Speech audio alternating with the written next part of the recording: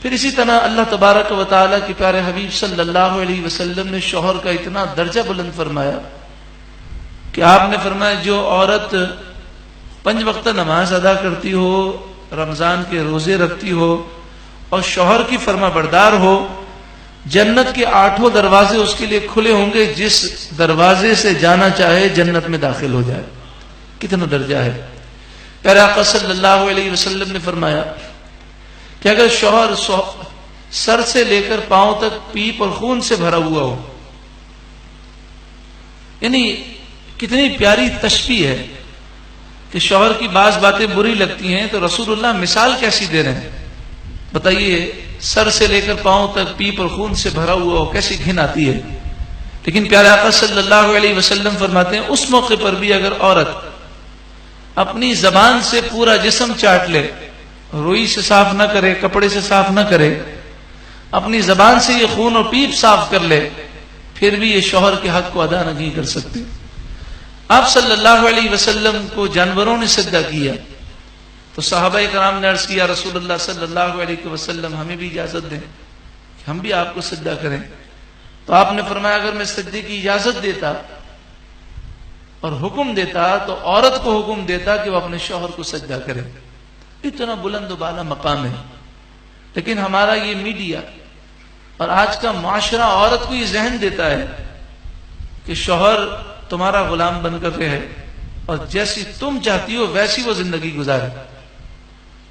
اصل میں لڑائی کی بہت بڑی وجہ یہ بھی ہوتی ہے کہ عورت جب اپنا گھر چھوڑ کر اپنے شوہر کے گھر جاتی ہے تو وہ چاہتی ہے کہ جن اصولوں پر میں نے زندگی وہاں گزاری ہے یہاں بھی گزاروں۔ مثلا ہمارے پاس بعض لوگ آتے ہیں، کس بات پہ لڑائی ہو رہی ہے معلوم ہے؟ لڑائی اس بات میں ہو رہی ہے کہ عورت جب میکے میں تھی شادی سے پہلے پوری رات جاگتی تھی اور دوپہر کے 2 بجے اٹھتی تھی۔ اب شوہر جو ہے وہ کہتا ہے مجھے ناشتہ بنا دے تو عورت کہتی میری نیند خراب ہوتی ہے۔ اتنی سی بات میں لڑائی ہو رہی ہے۔ اب آپ بتائیں، اصول تو یہی ہے نا کہ جب وہ شوہر کے گھر گئی تو اپنے اصول اور اپنے رسم و رواج چھوڑ کر اس ماحول میں ڈھلنے کی کوشش کرے، یعنی شریعت کے حدود میں رہ کر۔ اچھا دوسری طرف ہمارے معاشرے میں جو مردوں کا کردار ہے، اگر آپ مردوں کے کردار کو دیکھیں تو گھر کے بگاڑ میں سب سے بڑا ہاتھ مردوں کا ہے۔ مرد اپنی بیوی کو نہ نماز کی تلقین کرے گا، نہ دین کی کوئی بات سکھائے گا، نہ دینی محفلوں میں لے کر آئے گا، صرف دنیا دنیا دنیا۔ اور حال یہ ہے کہ نبی اکرم صلی اللہ علیہ وآلہ وسلم آپ فرماتے ہیں کہ تم میں بہترین وہ ہے جو اپنی گھر کی عورتوں کے ساتھ اچھا سلوک کرنے والا ہے، اور پھر فرماتے ہیں کہ میں اپنی گھر کی عورتوں کے ساتھ سب سے اچھا سلوک کرنے والا ہوں۔ نبی کریم صلی اللہ علیہ وآلہ وسلم نے وقت وصال 3 باتیں ارشاد فرمائیں۔ کتنی باتیں؟ 3 باتیں، 3 وصیتیں آپ نے فرمائی وقت وصال۔ اس میں سے ایک وصیت مردوں کو یہ تھی کہ عورتوں کا خیال کرنا، یعنی بڑے بڑے ڈنڈے لے کر ان پر مت برسانا، ظلم و ستم مت کرنا۔ اب مرد بھی سوچ لے، عورت بھی سوچ لے، زندگی بے حد مختصر ہے۔ اگر ہم نے شریعت کی پابندی نہ کی تو اللہ کے غضب سے ہم نہیں بچ سکتے۔